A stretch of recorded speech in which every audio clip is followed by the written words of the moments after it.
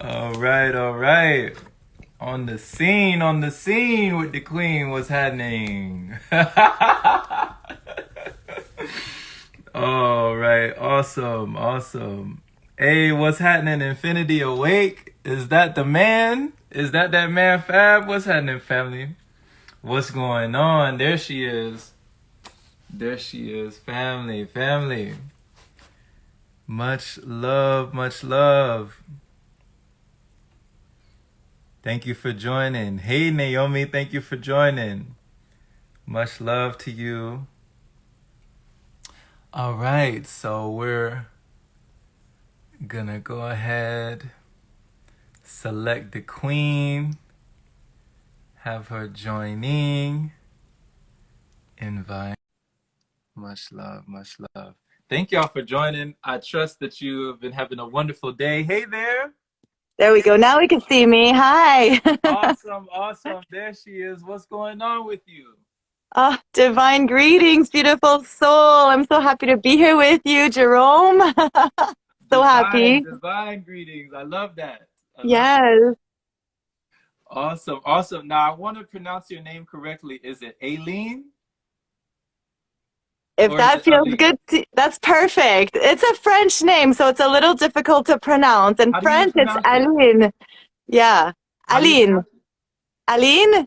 Aline. Aline. Yes. But in English, Aileen, So Eileen. Aline. Aline. So it's Aline. Yeah. Yeah. Okay. The Queen Aline. I love it. I love it. How did you come up with that? Did somebody give that to you, or did you just adopt that, or did you create that on your own? The Queen Aline.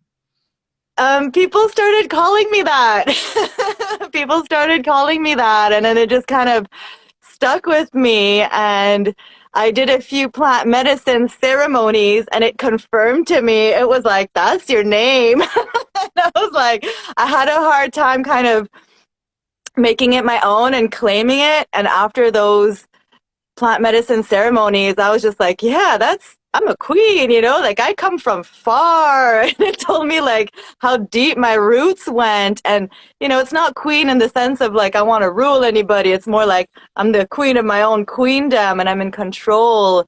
And I'm also becoming a leader, in what I'm teaching and things like that. So yeah, we're all kings and queens at the end of the day. And I love like bringing out the king and queen in everybody, really. It's not just like Queen Aline, it's, King Jerome, and I see Queen Jenny coming on, and everybody's a queen and king. Yes. Yeah, much love in here from all the kings and queens showing up for you, and it's definitely, you're shining in your queendom.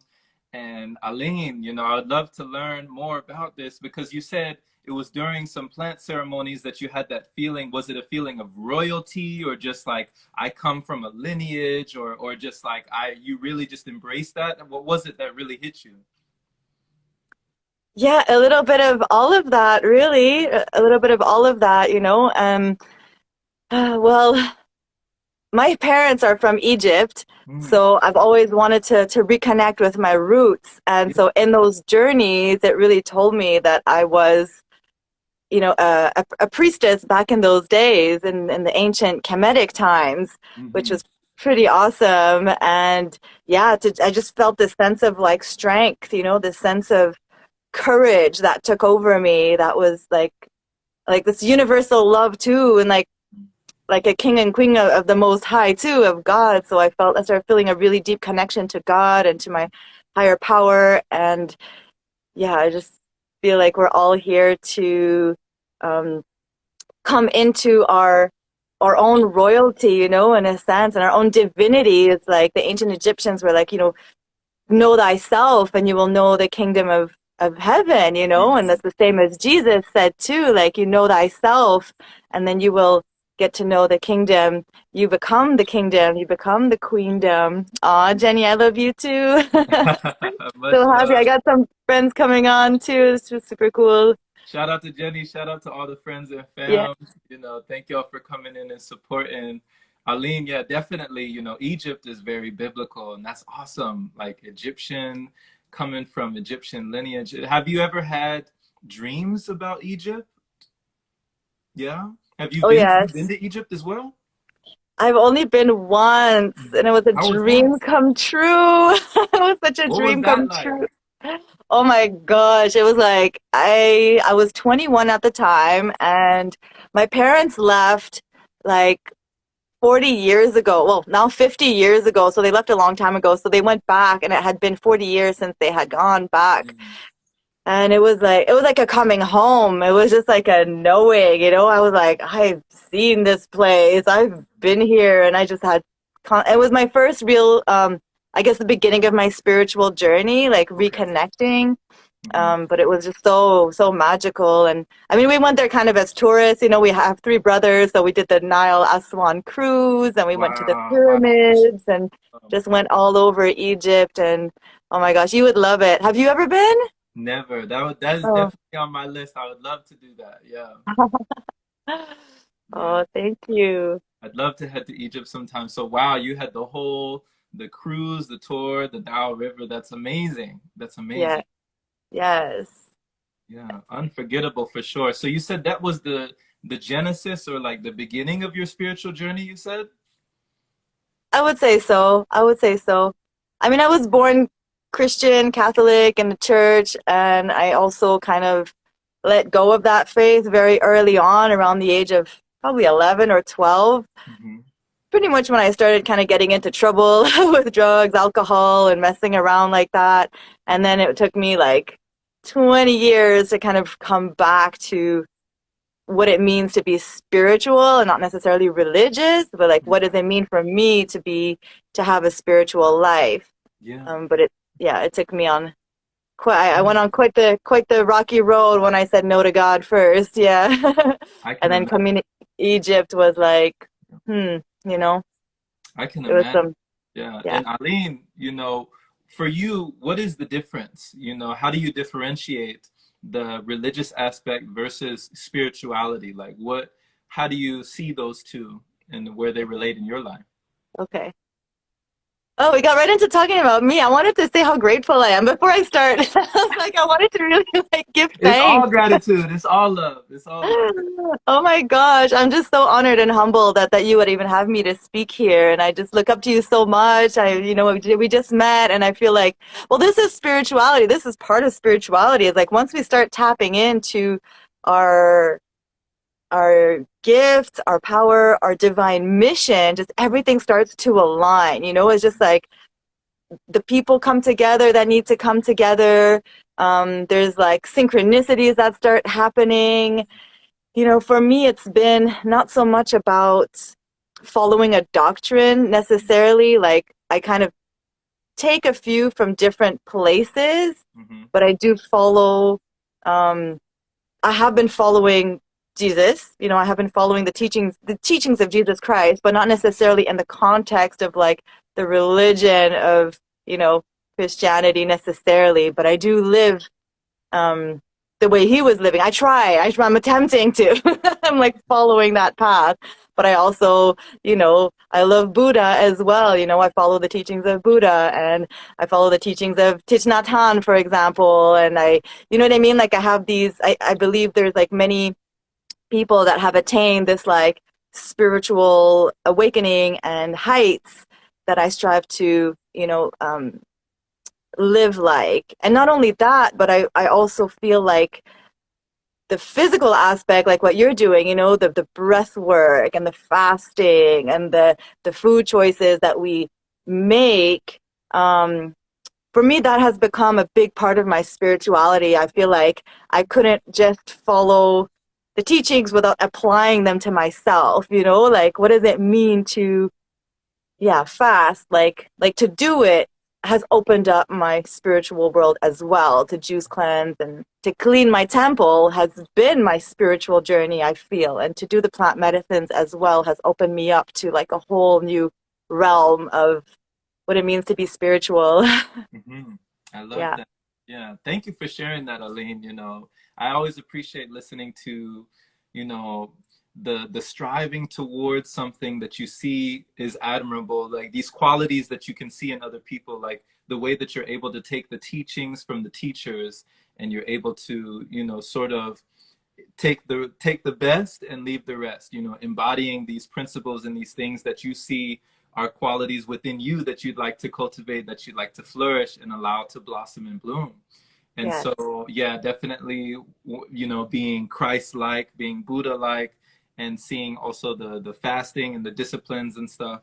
Like, when did fasting even come into to play? Was it after your raw vegan journey, or did you go through a transition where you came upon fasting in that way, or like how did that even come to you? Oof. Well, about 8 years ago, I would say, is when I transitioned to a plant-based lifestyle. I was living in Belize at the time in Central America, which Hmm. is where I was living for about 15 years. And it kind of came down on me like a download. It was just like, you need to stop eating animals. And ooh, that was a lot at the time. And I had gotten some sense of it like when I was younger, but told like, ah, you're crazy, you need to eat your meat, like the animals are there for you to eat, you need, to be healthy and all that. Hmm. Like most people, there's a lot of pressure from our society. Um, I actually developed, I think the fasting came in actually earlier than that. Okay. But it was called anorexia at the time. I was anorexic, bulimic. I went through 20 years of horrible eating disorders. But I Wow. guess I had the knowledge, maybe on some level, that the food I was eating wasn't serving me. Hmm. And I think, like, from a very young age, when I started expressing, oh, I've never talked about this before. This is like something new I'm processing. But I was telling my parents, I don't want to eat meat anymore. And they were pushing it on me. And Wow. that's when the bulimia started, really around that time, where I was like being forced to consume certain foods. And I was Okay. like, all right, I'll eat your food, but I'll throw it up after. And that started a cycle of like control, right? I needed to like take control of my life.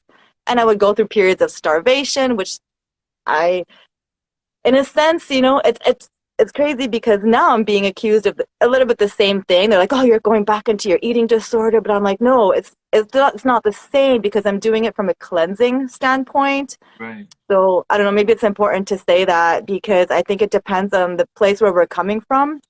Hmm. Um, but yeah, so I guess I started my fasting like when I was really young, 15, with those periods of starvation and binge eating. And then it was only 8 years ago, once I went through like eating disorders, healing and stuff like that, that I balanced my food and then I was all right with food.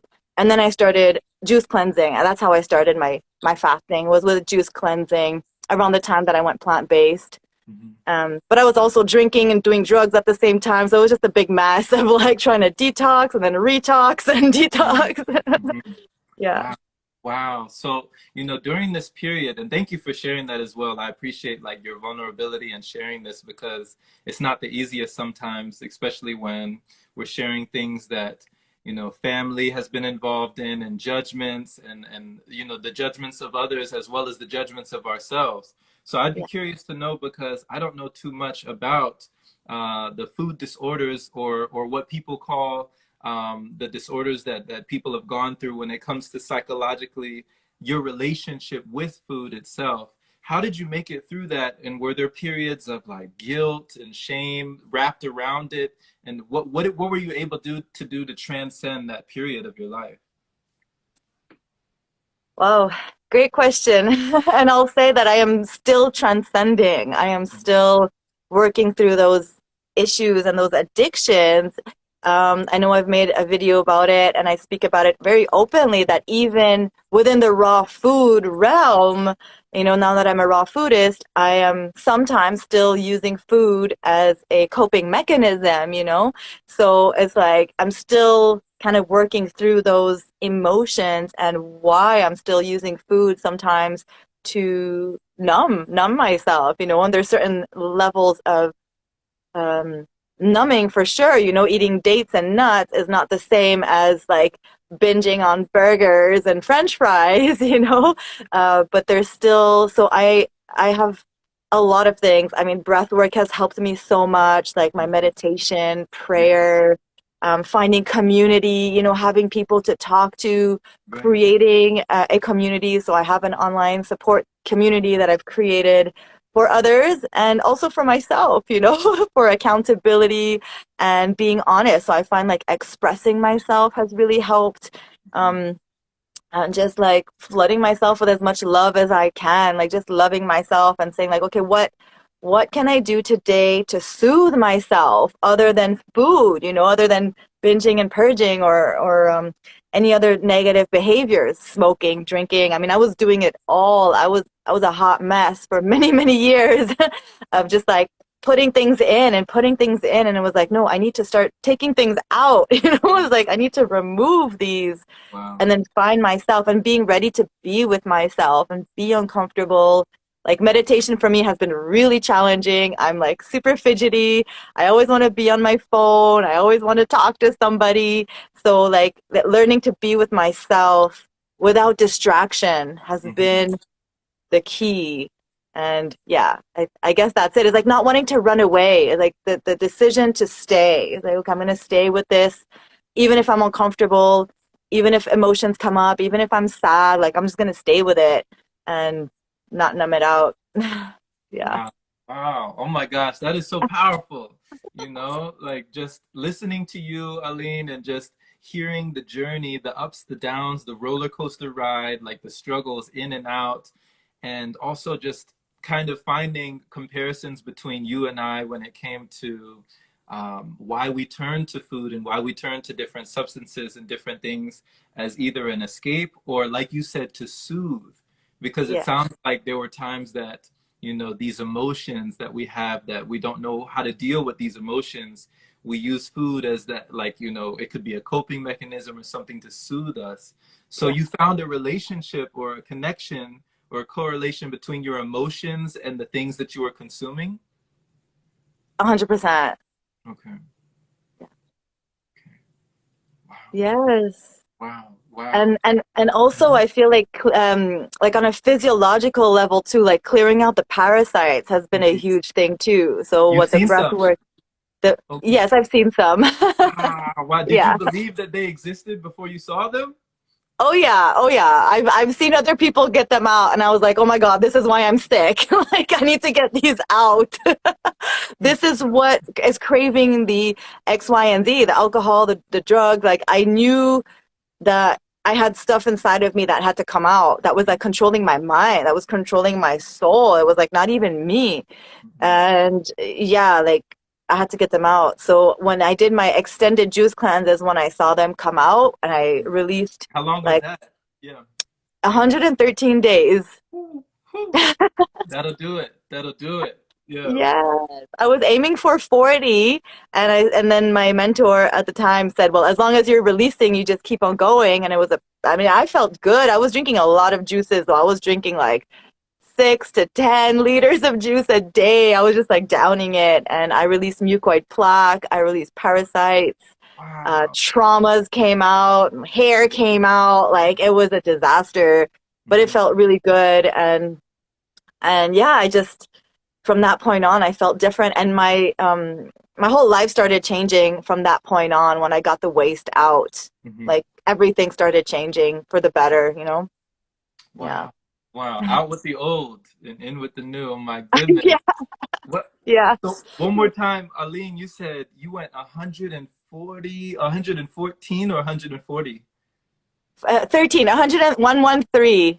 113. Okay, so 113 days on a Yeah. solid food vacation, and then Yes. you saw the parasites, the mucoid plaque, and everything, the unseen became seen. Exactly. Wow. The things Yes. that were like running the show in the background, kind of like when you've ever heard people say like, "What's eating you?" That's an expression. Like, "What's eating you?" Like, "What's got you in and we never know that we could be harboring, breeding grounds for this infestation. So, what do you think would be, because there's a lot of people that ask that question, when it comes to the mental aspect, the emotional aspect, we understand, but there's so many of us that don't even believe that we have these things inside of us. So what would you give to a person who has never seen these things come out, and they're looking to have a cleanse, they've never really done one, but they're just questioning like, well, maybe that's in that person, but I don't think that's in me, you Yeah. know? What would I tell them? Yeah, like what message would you have for a person? Because I think there's a lot of people that don't even know or Yeah. even believe that they have parasites within. Yeah. Mm. Well, I always loved this saying that said, if you want to know why you do something, stop doing it for a while and you're going to see why you're doing it. So, like, I would just say, if you don't think you have something in you, like, stop. If you're consuming cheese, for example, stop eating cheese for a week. And you're going to see that your reaction to wanting the cheese might be similar to that of a smoker or a drug addict Mm-hmm. wanting to consume those substances. And Mm-hmm. it comes with that same kind of addictive propulsion. I don't know if that's the word, but like Mm-hmm. energy behind it. Like I need my cheese or I need Yeah. my meat. That's why people are like, I need my meat. I need my sugar. I need my Mm-hmm. coffee. I need my X, Y, and Z. But it's like it comes with the same. And I only saying this because I've been there and I know how hard it is to quit coffee, to quit these Mm-hmm. substances. But like meat is an addiction and it's feeding, breeding parasites. Like there's no Snickers growing on a tree, you know what I mean? Like if you're craving a Snickers bar, it's because there's something inside of you that shouldn't be there. you Mm-hmm. know? Like if nature didn't make it, don't eat it. That's Dr. Sebi, who I really, really love. If nature didn't Ooh. make it, don't eat it. It's not Mm. meant for humans. Wow. God put all the plants and fruits and seeds on here that we're supposed to be eating, and we're just so disconnected from nature, from our own nature, and from Mother Nature that we don't even know what's good for us. So I would just say try not to eat it for a little bit, and then see the energy that comes up. Mm-hmm. Um, yeah. Wow, Aline, thank you. That is a wonderful message. And I know so many people needed to hear that, and it's myself included. I always love that reminder. Thank you so much for breaking it down with that poetry, that floetry. If nature, what did she say? If nature didn't make it, don't take it. You know what I'm Yeah. saying? Just shake it. Like if nature didn't make it, don't take it. Take it. I love it, because it's something that we don't realize. We don't realize when we're being controlled, and then also when the justification comes into play, because that's come into play for me in the past, where I would justify my reasons for continuing to consume the same things that gave me the same feelings of lack, of scarcity, of unworthiness, and kept feeding the compulsion to keep eating these things that were just really gunking me up and just kind of clogging me. So wow, that relationship is always fascinating to me, and thank you for breaking that down. And wow, if nature didn't make it, don't take it. So you've researched, so you've looked up people like Dr. Sebi, you've had different inspirations as well. Yes. Yes, he was definitely one of the first ones that got me into this, holistic healing Mhm. way of life. I loved how he spoke. I love the simplicity in what he was saying too. It was like a liberation for me. Like it took me a long time to get to where I am, but it felt kind of crazy at the time too, because around the time I got called to the plant-based life, I Mhm. also got called to the raw food life, like pretty Mhm. fast. Mhm. And I tried to go raw, and I just was so toxic that it took me many years. However, I knew from then it was the way. Like something inside of me, like whoever's listening, if there's something inside of you that just feels like this, this is the way, it's because you're reconnecting to your true self, to your true like innate nature, and it might be so hard to break the programming, to break the the conditionings that we've been brought up in, like drink your milk and eat your chicken and, all this stuff.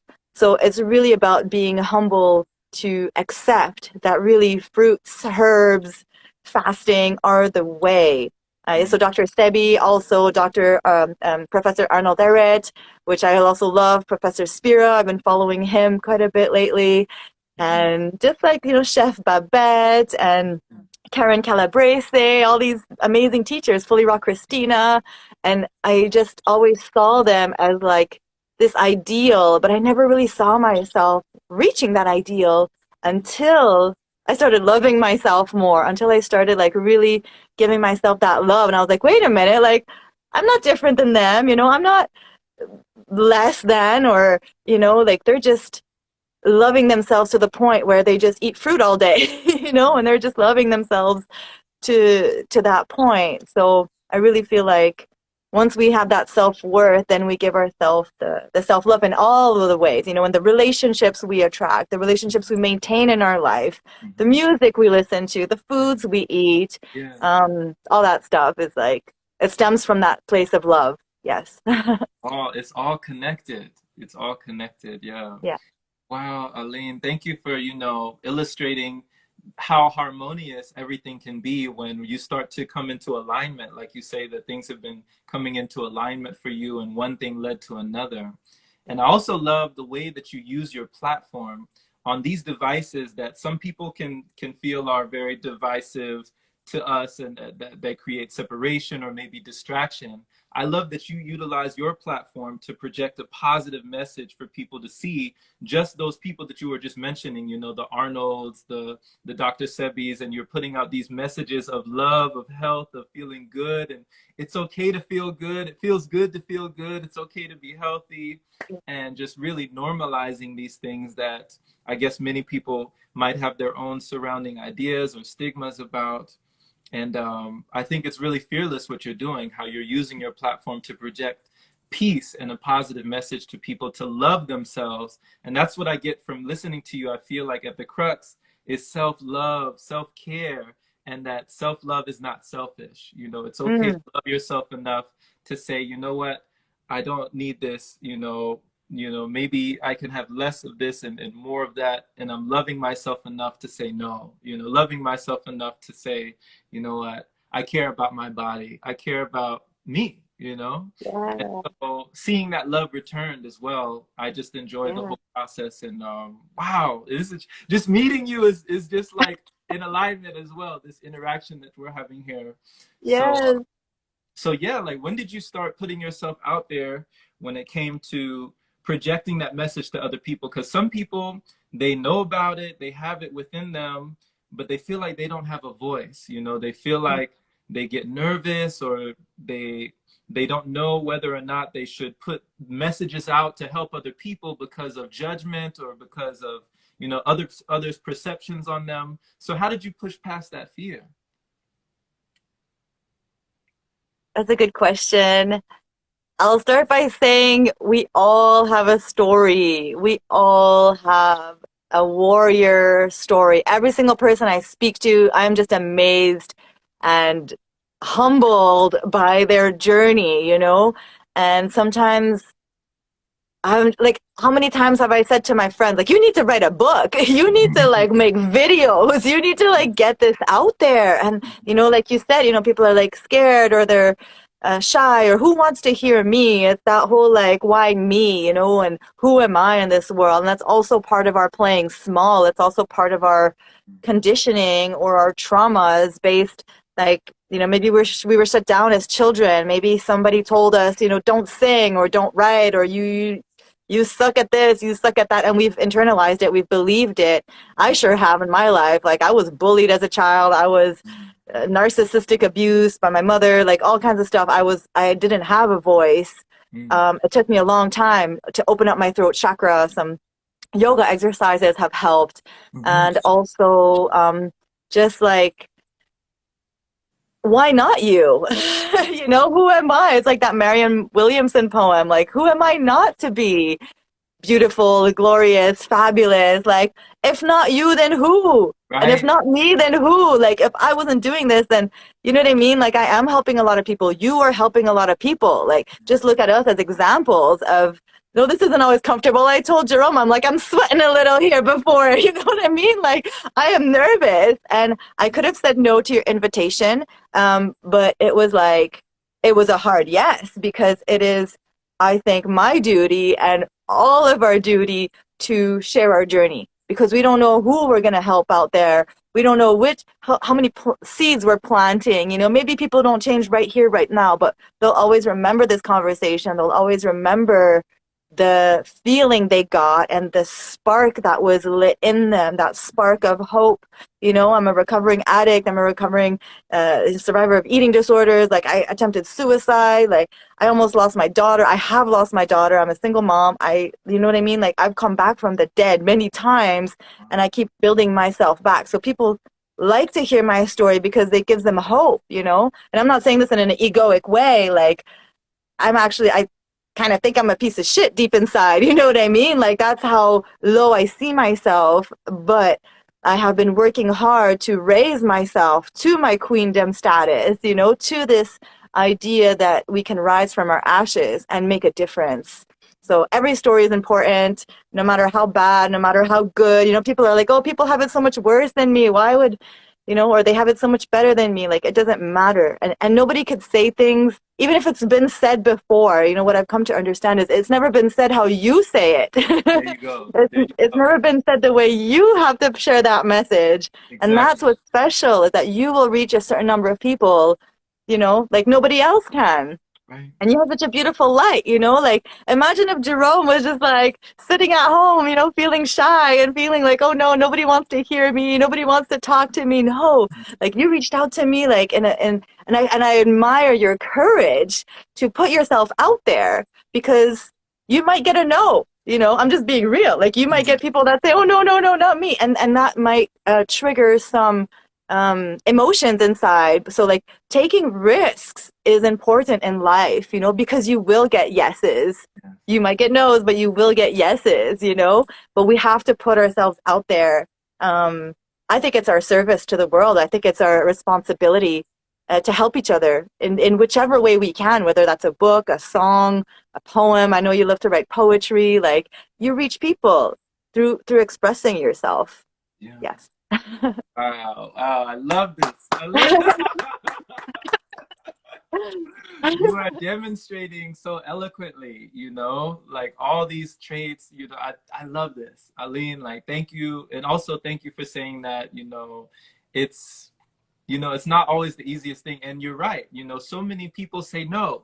So many people, you know, with what we're talking about, the whole imposter syndrome. Who am I? Like, who am I to tell somebody how they can or what they can or you know, who am I to speak my truth, you know? And loving your voice, loving how your throat chakra is so open. And Yeah. also, Aline, how you talked about through yoga and through certain practices and disciplines that you did physically, allowed you to open yourself maybe emotionally or maybe more courageously in the spiritual aspect or changed you not only on the physical but on the mental, you know, of Yes. who you saw yourself to be, of Yes. seeing yourself in your glory, your royalty, your queendom, and just being able to say, you know what, I am worthy. You know, I who am I not to do this? Who am I not to speak my truth? Who am I not to help somebody else if I've been able to help myself out of a situation that I didn't know I'd ever come back from? Right. And I just love listening to your story, and I'd love to learn more because you actually talked about you have a survival story that you didn't have to be here today. You know, certain circumstances could have been in line for you not to be here, but you prevailed, you triumphed, you had victory over that victimhood and also just the adversity that you faced. So when it came to the drugs and the alcohol and the things that you know are on a different spectrum when it comes to the things that we're talking about being addicted to food, there's different types of addictions, but how was the drugs and alcohol addiction and how were you able to come away from that? Because I know that's definitely things that you know people struggle with all over the place. Yeah. Yes. Well, oh, you speak so perfectly. Oh my goodness. I'm You just speak so, bouncing off your energy. Your energy is giving me this. wow. I'm like, oh my gosh, I should be taking notes. They're like notes. Um, okay, well, this will come back to actually answer your previous question because I don't think I answered it. The when did I start sharing? But it'll tie into this one. I got off of drugs and alcohol, and I will say this. I hope it's okay. I think it's okay. Because you know they're not really looking after that. But it was through plant medicine. Mhm. It was through ibogaine. Okay. I didn't know anything about hallucinogenic plant medicine, and it was my first recovery center. I went to Mexico, and my family said you need to go get help, and I went to go do ibogaine. Mhm. Ibogaine is a It comes from the iboga plant, which is from Gabon in Africa, and it's basically like the root bark of the plant. And then they do it in like you could do the iboga ceremony. That's one thing, which is amazing. I've done that as well. And then the ibogaine is like they extract it and they do it in pill form, and it's done in like more of a clinical setting where you're supervised and yeah, in the treatment of drugs and alcohol. So this is like an alternative medicine. Of course, it's not legal in the States because anything that's really good for you is like barred out. But this has been a lifesaver for myself and for many people. And basically, I went on a almost a 24-hour journey deep into my soul, deep into my.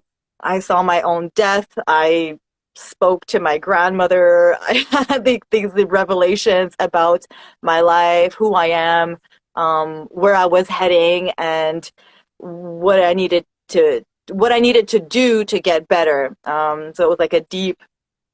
Oof, it was rough. It was not an easy journey, I'll tell you that much. And on that journey, I got the call to share. So the medicine told me like I need to start opening up about exactly where I am.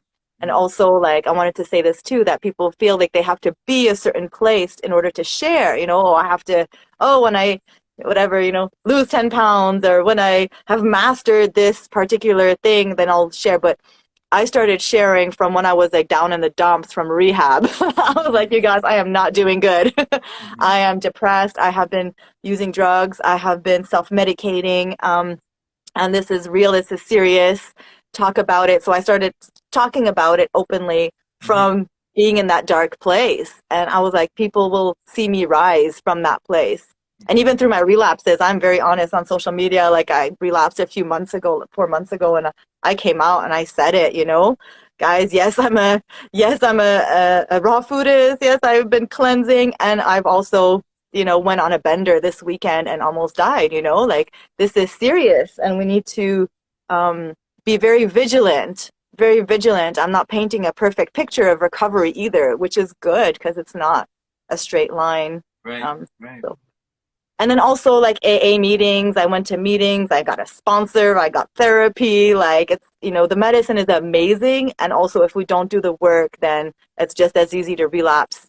And that's just part of the reality. So to surround ourselves with people who are loving, people who are understanding, and who, won't necessarily like punish us or scream at us if, just like food, like we could relapse into food so many times until we get ourselves, out of those addictions. Yeah. So many times, so many times. Oh my goodness, the phoenix that rose from the ashes. Wow. Queen Aline, the phoenix. I Yeah. loved it, you know. And thank you so much for your transparency, being so forthcoming about your journey, showing the good, the bad, the ugly, the ups and downs, the good times, the bad times, the times that are not so, elegant and not so, because perfection is not human. We can't relate to perfection the way that we want others to perceive us. Sometimes like we got it all going on, like there's no struggle, there's no ups and downs, but that's not human. That's like they say with a heartbeat. If you look at the EKG monitor or something, like if the heartbeat is going up and down, if it's just a straight line, that's not, you're not alive, you're not Right. living. So thank you for giving and just really showing your life in that way that other people can not only relate, not only understand, but also empathize with you, to be able to put themselves in your shoes, to be able to see through your eyes, and to be able to live vicariously through your ups and downs, understanding that we all go through it. Each of us goes through it in our own way. And I think that there's something to be said about putting yourself out there when you're not at your best, when you're not at your high, and still putting yourself out there, still allowing your voice to be heard when you're at a low point in life. Not only can it be a form of therapy for you, but it can be a form of something, for a message for somebody who you may never even know, who you might never come in contact with, that needed to hear your message. And I love what you said, Aline, that it's coming from you. You are just as unique as anybody else. You have your own voice that is going to be able to, penetrate the hearts of somebody that needs to hear it at that point in time. And like you said before, if not you, then who? If not now, then when? You know? So now Yeah. is always the time to speak up, to speak out, to raise our voice and, you know, inspire others. So that's why I'm daily inspired by folks like you who put themselves out there, allow themselves to be looked at however people, you know, look at you. You're just allowing yourself, you're just showing up for yourself, and you're loving yourself enough to say, hey, you know, I'm worthy of this, you know, Yeah. and I could help somebody out there. I could touch someone's life at the touch of a button, you know? So you have that power. You're exercising that power today. So I commend you for it. Thank you so much. Thank you. Yeah. Thank you. You've inspired me too. You know, one of my big challenges is coming on videos, actually, you know, and I really have always wanted to do interviews like what you're doing. And like it's a big challenge because I am still so hard on myself, like, you know, um, but you're just encouraging me so much to continue in this way. And I know that this is an invitation from the divine, from God, you know, just nudging me a little bit, you know, like you just inviting me to do this has been a confirmation and a perfect alignment of what I'm meant to be doing as well. And perhaps inviting, you know, you on my channel and other people as well, because I really love to do this exactly like what you're doing, is to like give a space for others to share and speak, and share their journey. Yeah.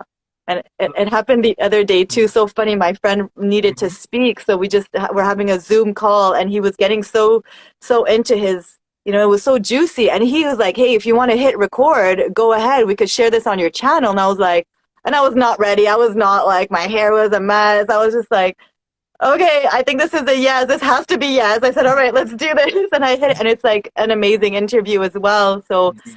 I'm definitely getting the calling. Yeah, yeah. And Aline, you know, speaking of your channel, where is your channel? Where can we find it? And how can people find out more about you? How can people connect with you? What are the services that you have available for others?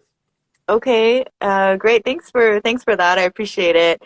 So I recently just started my YouTube channel. So I started a YouTube channel. It's Queen Aline, and I have a few videos up where I help. There's like a video about juice cleansing, about, you know, how to break a fast, things like that. How raw foods help me save my life, and I also wanted to say it's not necessary to go towards the plant medicine. Like we could talk some more about that another time. But, you know, I don't want people to think like, oh, it's the only way to get out of addictions. Like, no, raw foods, fasting, meditation. Like, you could do it without. You know, there are amazing ways to get over, you know, different addictions naturally, but always towards the plants. Go towards the plants, you know, the herbs, the alkalizing herbs and all that. So yeah, Queen Aline on YouTube, also here on Instagram, queenaline.raw. Mhm. And I also started a support community called Kings and Queens of Raw. So Woo! that's a, That's yes, a powerful name, strong name. Yeah, wow. Kings and Queens of Raw. Wow. And it's only $11 a month, you know, to sponsor and to help the project going. And we do like a weekly royal gathering each Saturday where I invite a guest speaker to speak in our group, in our community, and then we have a discussion, but the person shares their journey, how they've basically come from darkness into the light. Or if they're struggling, they could share that they're struggling. So we choose one guest speaker, which is also one thing that really helped me a lot in my meetings, is like hearing people's stories has Mhm. just like lit a fire in me. And then we share questions. If anybody has questions about the raw foods, if they're going through detox symptoms, juice cleansing, that kind of stuff, I really find that having a support community is important. So kingsandqueensofraw.com for my website, and to sign up. And that is all brand new. And we already have almost 60 members in the group. So it's popping. It's going really well. Yes. And Awesome, then on awesome. Facebook, yeah, sorry. On Facebook, it's Aline Habib, if anybody wants to look me up. Aline Habib on Yeah, Facebook. yeah, Kings and Queens of Ra. I love that. yeah. I love that. You know, there's an African proverb that I love, Aline, and it says, if you want to go fast, go alone. But if you want to go far, go together.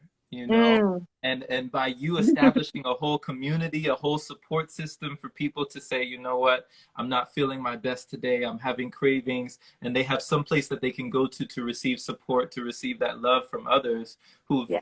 either been there or know where they're going or know where they're coming from. Like another Chinese proverb I love is to know the road ahead, ask those coming back. You know, ask Ooh, somebody who's already been where you're going. They can already point out the potholes in the street and see where you might stumble and fall.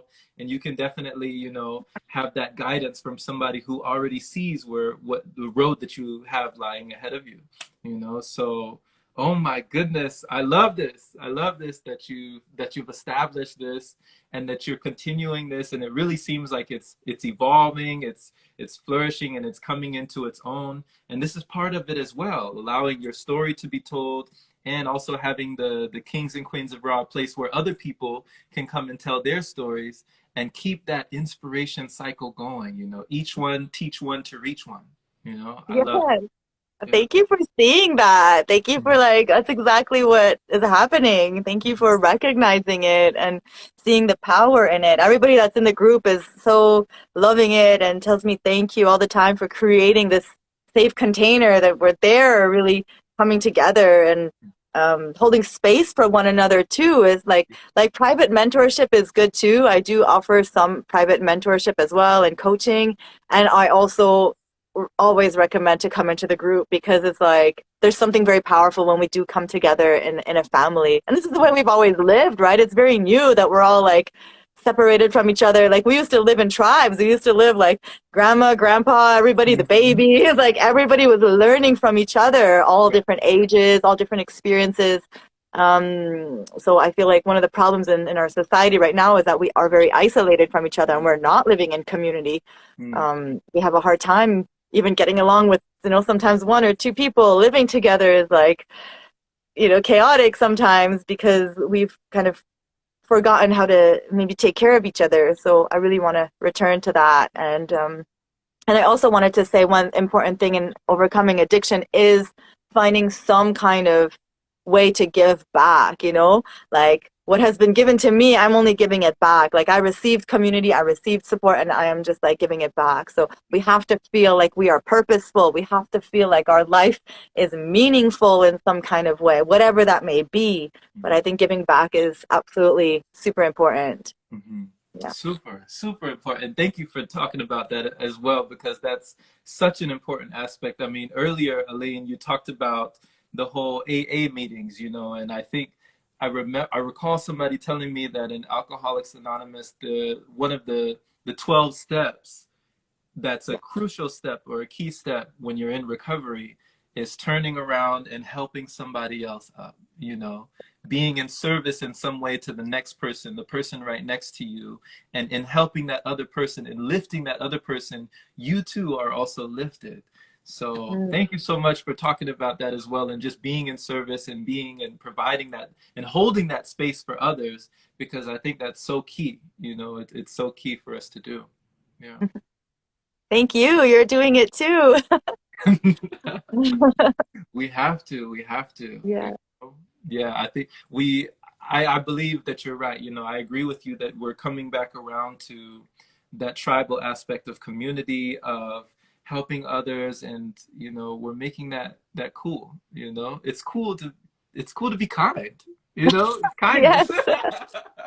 Yeah, yeah. It is cool to be kind. We're redefining what it means to be cool. You know what I mean? Like it is cool to be kind. And I think too, like with this, the new energies of the new earth, like the kind leaders are stepping out of the shadows. It's like the old paradigm is falling away. This whole idea that we have to be like, I don't know, I don't want to like describe it too negatively, but this like macho, I guess, kind of energy, this like, yeah, this like fighting me against you kind of vibe. Like, no, it's like me and you, you and me, let's come together and create more synergy um, like right here, so much magic is created between us and with everybody who's here with us. Like, it's just really beautiful when two people can come together or more and work together as opposed to against each other. So, yeah. I encourage all the leaders, everybody who's ever felt like they've had a calling, a mission, which we all do, like to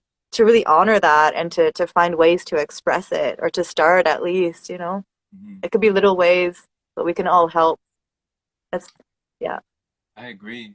So, Aline, I definitely agree. If leadership is power, then true leadership is empowerment, and you're Mm, empowering others. You're allowing yourself to be seen. You're allowing yourself to be seen by others. And I think this is a wonderful time to do it. The time is always now.